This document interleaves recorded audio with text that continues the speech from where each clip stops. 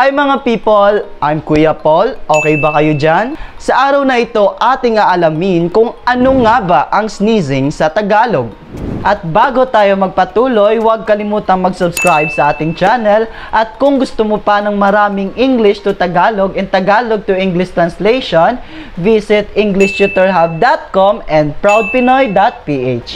Ang salitang sneeze sa Tagalog ay pagbahing. Ang pagbahing ay paraan ng pag-alis ng mga irritant sa iyong ilong o lalamunan. At ang pagbahing ay isang malakas at hindi sinasadyang pagpapatalsik ng hangin. Dagdag pa rito, ang pagbahing ay kadalasang nangyayari ng biglaan at walang babala. Ang isa pang pangalan para sa pagbahing ay sternutation.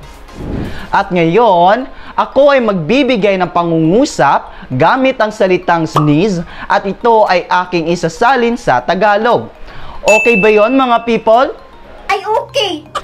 Cover your mouth with a towel or handkerchief when you sneeze. In Tagalog, takpan ang iyong bibig ng tuwalya o panyo kapag bumabahing ka. At ngayon, alam mo na ang sneeze sa Tagalog.